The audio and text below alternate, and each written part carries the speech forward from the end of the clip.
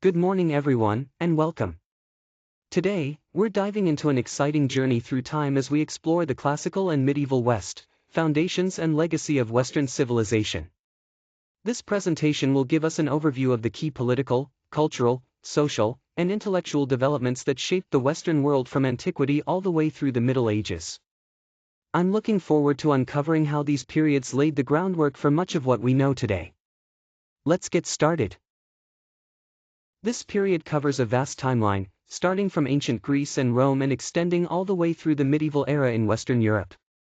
During this time, we witness significant political changes, including the rise and fall of powerful empires that shaped the course of history.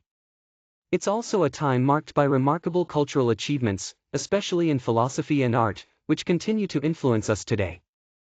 Socially, there were major transformations as governance systems evolved and religious institutions became central to everyday life. Altogether, this era laid the groundwork for much of what we consider modern Western tradition. When we talk about the foundations of Western civilization, there are a few key elements to consider. First, Greek democracy was groundbreaking because it introduced the idea that citizens should actively participate in decision-making and engage in civic debate. This was a major shift toward more inclusive governance.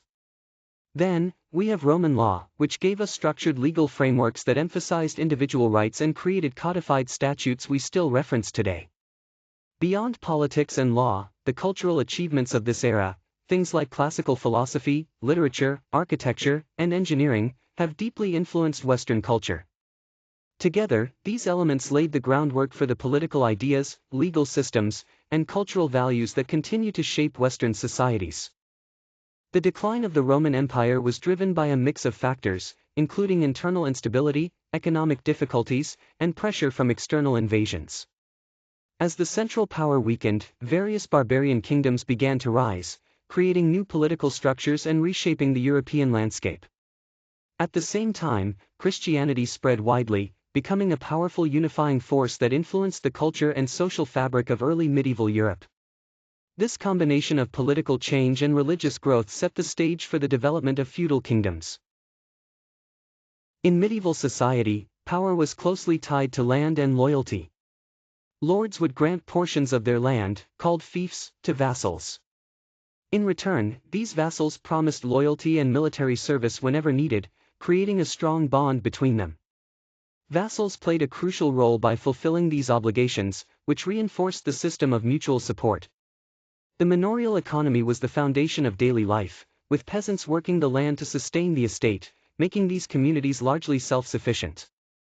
Altogether, this formed a clear feudal hierarchy, where relationships were based on personal loyalty and reciprocal duties, shaping the political and social order of the time. During the medieval period, the Catholic Church was the dominant force shaping both spiritual and social life. It wasn't just a religious institution, it influenced moral values and set the standards for how people lived their daily lives. One of the key ways the Church maintained this influence was through monasticism. Monasteries were more than places of worship, they were centers for education and the preservation of knowledge, helping to keep classical learning alive during turbulent times. Additionally, the Church's power is vividly illustrated by the Crusades. These military campaigns showed how the Church could rally entire societies around religious causes, affecting not only politics but also cultural exchanges between Europe and the Near East. This blend of spiritual authority and social influence defined much of the medieval world. During the medieval period, the rise of universities played a crucial role in shaping intellectual thought. These institutions became centers for scholastic philosophy, which aimed to bridge the gap between faith and reason, showing that religious beliefs and rational inquiry could coexist. A key figure in this movement was Thomas Aquinas, whose work significantly advanced intellectual inquiry by integrating classical philosophy with Christian theology. On the architectural front, the Romanesque style evolved into the Gothic style, introducing innovations like pointed arches and flying buttresses. These features not only allowed for taller, more light-filled structures but also supported large stained glass windows. Gothic architecture wasn't just about form, it expressed new aesthetic and spiritual ideals, symbolizing a deeper connection between the divine and the material world. During the late medieval period, towns began to emerge as important centers for both commerce and craft production. These towns weren't just places to live, they became hubs where goods were made, sold, and exchanged. Central to this development were guilds, which played a key role in organizing artisans and regulating trade. Guilds helped protect the economic interests of their members and ensured that products met certain quality standards, which was crucial for maintaining trust in the marketplace. As trade networks expanded, they reached beyond local regions and even crossed international borders. This expansion allowed economies to diversify, bringing in new goods, ideas, and opportunities.